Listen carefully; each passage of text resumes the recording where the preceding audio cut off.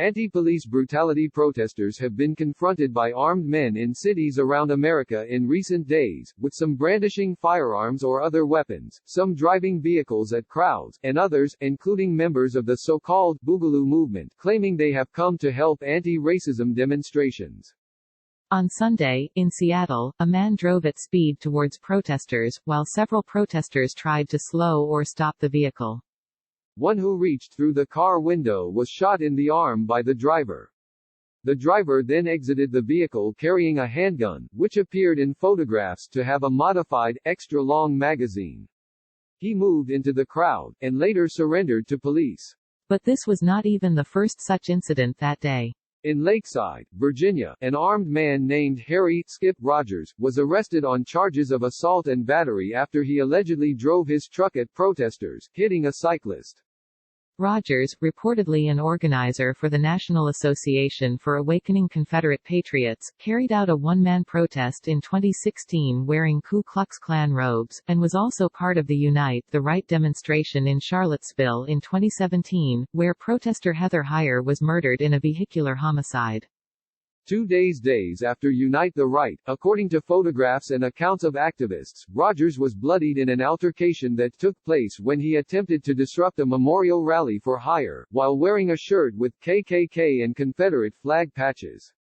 Other vehicular attacks have also occurred, among other places, on the 29th of May in Bakersfield, California and day before in Denver. On the 30th of May an armed man pulled a gun before driving through a crowd in Gainesville, Florida. In Minneapolis, a man in a semi-trailer truck parted the crowd on an overpass when he drove towards them.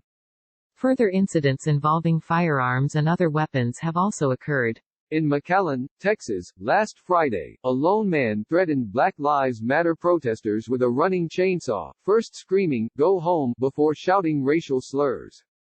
In Upland, California, on the 1st of June, a man pulled an AR-15 from his truck and brandished it at protesters, and was subsequently arrested. In Chicago on the 31st of May, a lone man armed with a semi-automatic rifle and a sidearm pistol was led away from the scene of a protest by police. Earlier, protesters say he had brandished the weapon at them. In Boise, Idaho, on the 1st of June, 2 armed men disguised with skull masks similar to those favored by some neo-Nazi groups counter-protested a local Black Lives Matter march. One, Michael Wallace, 19, was later arrested after what police were investigating as an accidental discharge of his weapon. In Salt Lake City on the 31st of May, a man was arrested after threatening a crowd of protesters with a hunting bow. But some armed individuals attending protests, identified as members of the boogaloo movement, have presented protesters with a troubling ambiguity. So-called boogaloo bois are members of a loose-knit, pro-gun, anti-government movement, which is preoccupied with what they believe to be a looming Second American Civil War. Last week, 3 former armed servicemen associated with the movement were arrested and charged over an alleged plot aimed at vital national infrastructure. In general, the subculture resents the police and government agencies who would restrict their access to firearms. But they are divided within themselves on several questions, including racial politics. While some ardent white supremacists use the vocabulary and imagery of the movement, including donning Hawaiian shirts, others express strong sympathy for black victims of police violence.